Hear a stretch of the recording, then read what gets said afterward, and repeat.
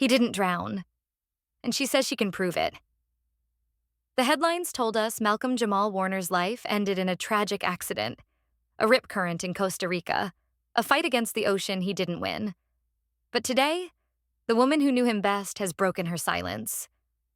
And what she's saying? It changes everything. This isn't a press statement. It's not a public performance. It's a hidden voice speaking from the shadows, staying anonymous but refusing to stay quiet. And according to her, this wasn't fate. It was planned. Music swells into low, pulsing tension. 2 days before the accident, Malcolm seemed lighter. He danced barefoot in the sand with his daughter. He cooked breakfast with sunlight spilling across the floor like liquid gold.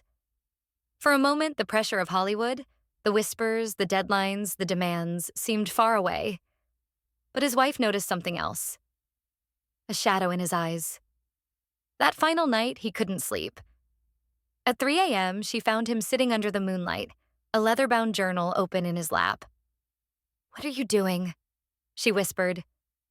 He looked up, smiled softly, and said, "Writing down the stuff I haven't said yet." She didn't know it then, but that journal would vanish the next day. The beach was quiet that morning. Playa Cocos. Malcolm held his daughter's hand as they waded into the shallows. The water looked calm, safe. And then, chaos. A sudden shift in the waves, a scream, tourists rushing forward, and Malcolm, floating, unresponsive, pulled to shore limp, his chest still, eyes closed. They tried CPR for nearly an hour, but nothing brought him back. The official cause? Drowning, but that's where the cracks start to show. Malcolm's wife never believed it. He was a strong swimmer. Careful, always alert. She says the autopsy told a different story. No water in his lungs. If that's true, he didn't drown in the way we were told. Which means something happened before the ocean ever touched him. Her theory? An untraceable poison. Enough to weaken him. The water, just a cover. And the deeper you dig, the more it makes sense. Months before his death, Malcolm began speaking more openly, both privately and on his podcast. He called out double standards in Hollywood. Why Black actors lose their entire legacy over scandal, while powerful white directors keep their films in rotation. He condemned industry-manufactured rap beefs designed to divide and distract. And he accused executives of intentionally fueling chaos in the Black community for profit. The truth wasn't sugar-coated, and according to his wife, powerful people noticed. Then came the threats. Anonymous. Untraceable. Stop talking, or your family will pay.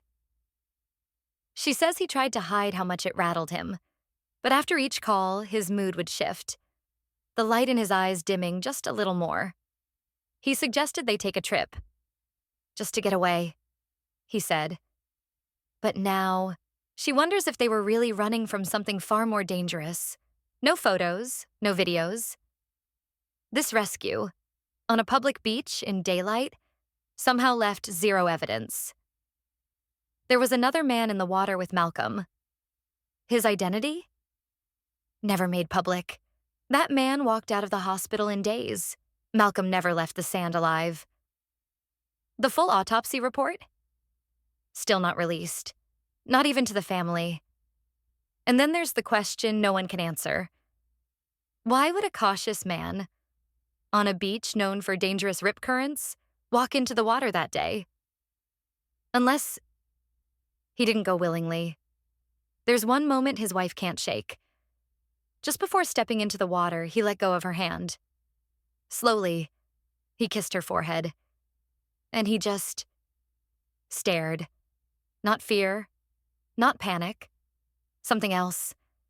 Something that felt like knowing. Earlier that morning, he'd told her, "If anything ever happens to me, tell her who I really was." Weeks later, she found a wooden box beside their bed.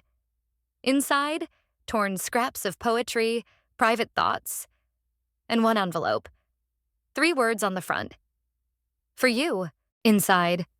"If I go before you, don't protect me with silence. Tell the world who I really was. even the parts that weren't pretty. If I'm remembered at all, I want it to be real. We've seen this before. Outspoken Black artists who refuse to play the Hollywood game. They don't fade quietly. They vanish suddenly. The unanswered questions, the missing evidence, the accidents that don't add up. If his wife is right, Malcolm's death wasn't just the loss of a man. It was the silencing of a truth the wrong people didn't want told. And now, she's risking everything to make sure his voice is heard. So what do you believe? Accident or cover-up? Drop your thoughts in the comments. Share this with someone who needs to hear the truth behind the headlines. And remember, the ocean might have taken his body. But if his wife is right, something far more dangerous took his life.